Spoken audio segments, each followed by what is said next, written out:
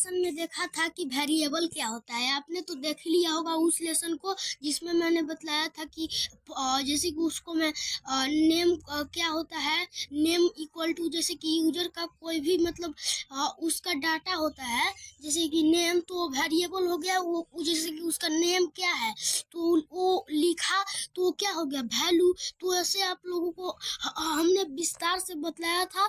तो आप लोगों ने उसको अभी नहीं देखा है लेसन 1 को, तो उसको जाकर देख लीजिएगा। और ये है लेसन 2, तभी इसको देखिएगा। तो हम लोग लेसन 2 में क्या समझेंगे, इफ एल्स। हमने लेसन 1 में वेरिएबल समझा था और लेसन 2 में इफ एल्स स्टेटमेंट को अच्छे से पढ़ना। तो चलिए स्टार्ट करते हैं। आप लोगों को मैंने बतलाया था कि पाइड्रॉइड 3 में इसको मतलब कोड को रन करेंगे, लिखेंगे। जैसे कि पाइथन के लिए आप लोगों को अगर पाइथन का कोडिंग करना है तो आप लोग को पाइड्रॉइड 3 इंस्टॉल करना पड़ेगा। तो इसको ओपन करते हैं। आप लोगों को विस्तार से मैं समझाऊंगा तो आप लोग टिके रहिएगा। देखिए, जैसे कि आप लोगों ने क्या समझा था कल, जैसे कि आपने वेरिएबल पढ़ा था।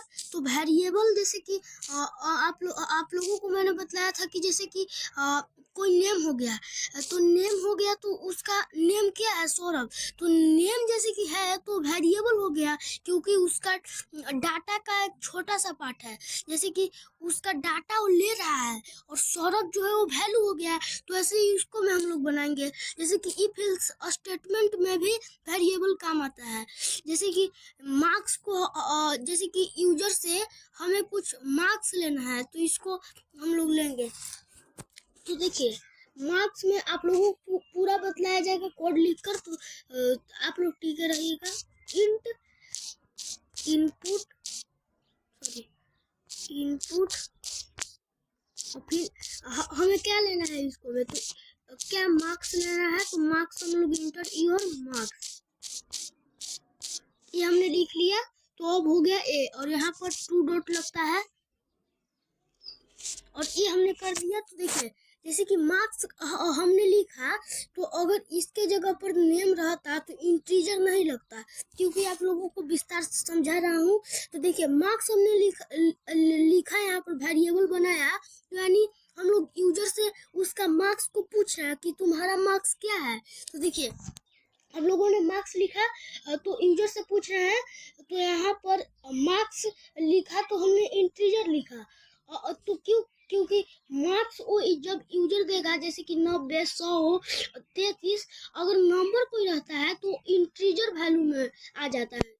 अगर कोई मतलब इनपुट हम लोग मार्क्स कोई नंबर वाला लेते हैं तो इंटीजर हमको डालना पड़ता है। अगर इसी के जगह पर नेम रहता, तो देखिए हम लोगों ने इंटीजर लिखा, तो इसका रन करेंगे तो इसका आउटपुट आ जाएगा इंटर योर मार्क्स। जैसे कि हम लोग 45 डाल देंगे, तो हम लोगों ने आगे वाला कोड नहीं लिखा तो ये नहीं देगा अभी।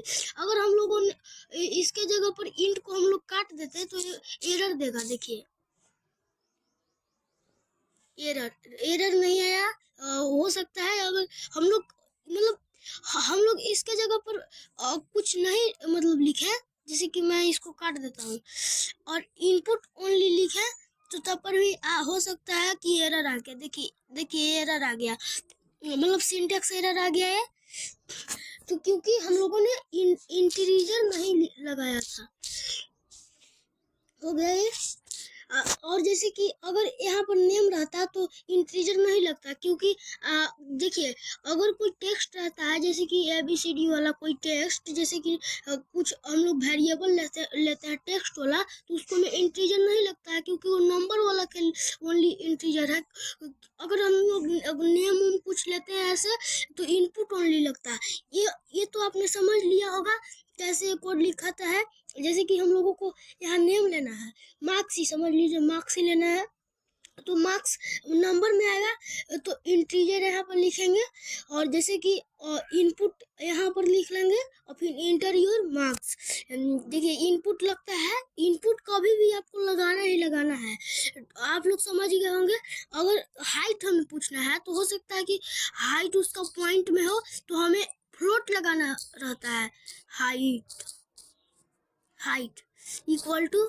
तो इंटीजर अगर हम लोग लगा के करेंगे तो हो सकता है कि एरर आ जाएगा, देख रहे हैं। नहीं एरर आया तो ऐसे ही तो मार्क्स हम लोग ले लेते हैं।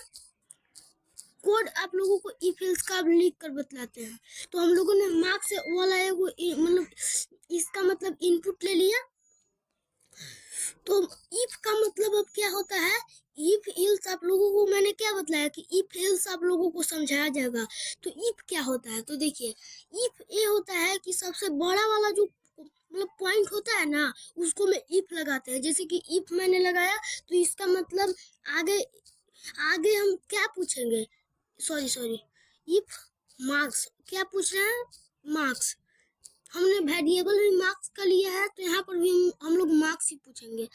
इफ मार्क्स सॉरी, और यहाँ पर ऐसे हो गया। और फिर सबसे आप लोगों को क्या बतलाया कि सबसे ऊपर वाला जो पॉइंट रहता है इफ मार्क्स का मतलब कि हो सकता है कि ग्रेड ए का हम लोग पूछ रहे हो। जैसे कि इसको में इफ है तो यानी सबसे ज्यादा वाला तो 90 हम लोग लिख लेते हैं। यहाँ पर 2 डॉट लगेगा।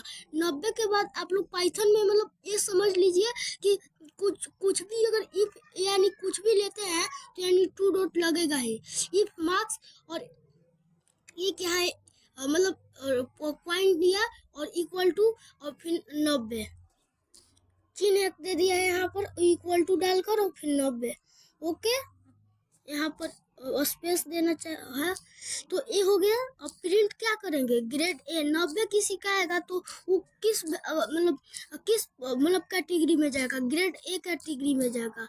तो हम लोग लिखेंगे ग्रेड ए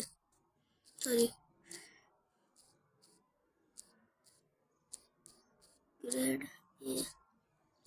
आप लोग यहाँ पर अच्छे से समझ गए होंगे। और फिर हम लोग लिखेंगे इलिफ यानी हम लोग सीधे लिखेंगे। जैसे कि हमने ग्रेड ए लिखा तो नीचे हम लोग यहाँ से इलिफ नहीं स्टार्ट करेंगे, इधर से पीछे से इलिफ स्टार्ट करेंगे। तो फिर लिखेंगे इलिफ। अब समझ लीजिए कि इलिफ क्या होता है। तो इलिफ ये होता है जैसे कि इफ जो सबसे ज्यादा वाला होता है और इलिफ जो कि मीडियम वाला होता है। तो जैसे कि 90 तो हो सकता है कि इलिफ में हम लोग डालेंगे 50 यानी 60 या 60 या ऐसा हम लोग डाल सकते हैं इलिफ में। इलिफ मार्क्स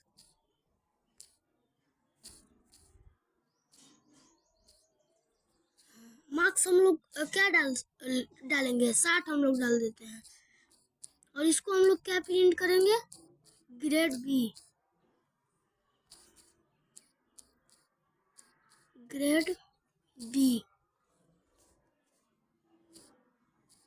और लास्ट में फिर एक जैसे कि इफ के बाद इलिफ लगता ही जाता है, उसके बाद कोई भी मतलब पॉइंट नहीं आता है। इलिफ लगाइए और उसके बाद इलिफ मार्क्स वही वाला जो यहाँ पर हम लोगों ने यहाँ लिखा था ये वाला जो है वही इलिफ मार्क्स इक्वल टू और फिर हम लोगों ने 60 डाल दिया था तो यानी उससे 60 के हम लोग नीचे इसको में डालेंगे। तो जैसे कि हम लोग 50 डाल देते हैं और इसको हम लोग क्या प्रिंट करेंगे, ग्रेड सी।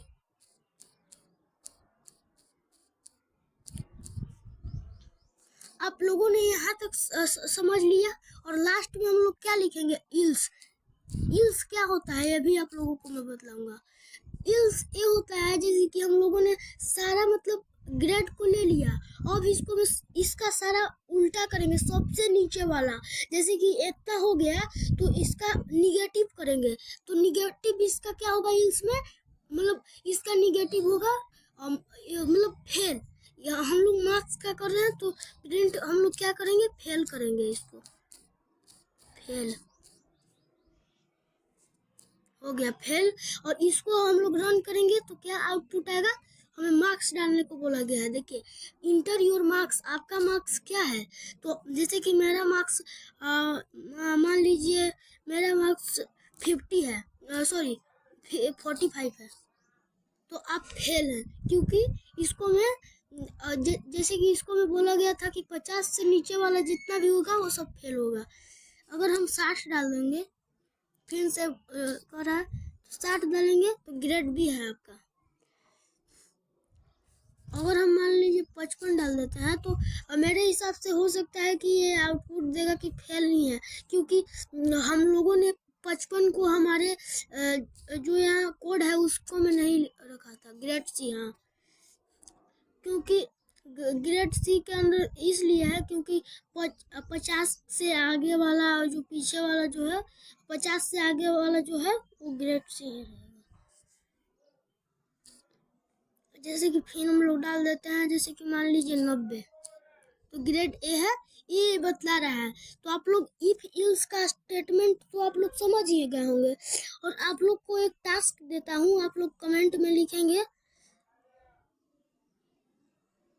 टास्क ये है कि आप लोग एक एज को प्रिंट करेंगे, जैसे कि जिसका भी एज जैसे कि 18 से कम होगा वो मतलब वोट नहीं दे सकता है, और जिसका भी 18 या 18 से ज़्यादा होगा वो वोट दे सकता है। तो आप लोग मतलब कमेंट बॉक्स में लिखेंगे, और चाहे तो मैं भी यहाँ पर कल अगला लेसन में बतला दूंगा। अगर आप में से कोई मतलब कमेंट नहीं करेगा तो आप लोग कोडर हैं तो आप लोग सपोर्ट करिए। तो थैंक यू। आज के वीडियो में इतना ही था, तो धन्यवाद।